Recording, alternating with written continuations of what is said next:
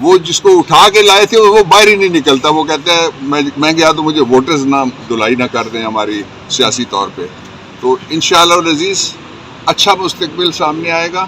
جتنی مرضی دھاندلی ہو، جتنا مرضی زور ہو، جتنا مرضی زبر ہو، جتنا مرضی جبر ہو، اس سارے کے باوجود کسی ووٹر کا نہ ہاتھ پکڑا جا سکتا ہے اور نہ لوگوں کا جو رائٹ ہے وہ چھینا جا سکتا ہے. انشاءاللہ العزیز whenever we go to the supreme court, ہمیں امید ہے کہ سپریم کورٹ اس کا نوٹس لے ہیں. کوئی کانسٹیٹیوشن ہے، وہاں بھی کبھی لوگوں کو اس بات سے نہیں روکا گیا کہ آپ الیکشن نہیں لڑ سکتے. جہاں آپ نے دیکھا ویڈیوز ہیں جو لوگوں کو روکنے سے لے کے ان سے پیپر چھیننے تک ہیں خواتین سمیت. سو اس کے خلاف ہم جا رہے ہیں. Over 300 nomination papers they have been rejected, اور اس سے اس سارے کو لے کے we are going to the supreme court. Number 1. Number 2 یہ ہے کہ ہر حال میں ہر قیمت پہ پاکستان تحریک انصاف الیکشن لڑے گی اور انشاءاللہ العزیز ہم الیکشن جیتیں گے.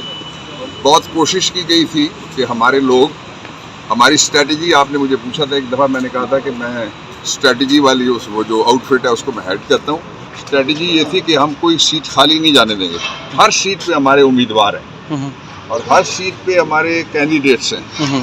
اور پھر جو اس ہائی کورٹ نے یہ اجازت دی ہے کہ جو بیرسٹر گوہر ہیں وہ جا کے کنسلٹیٹو پروسیس ٹکٹوں کا، عمران خان خود ٹکٹ دیں گے اور اس کے نتیجے میں آپ دیکھیں گے انشاءاللہ العزیز بہت جلد یہ جو ظلم کے سائے ہیں اور یہ جو دھاندلی کا نظام ہے.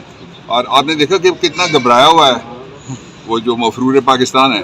مفرور پاکستان آیا لیکن باہر ہی نہیں نکل سکتا.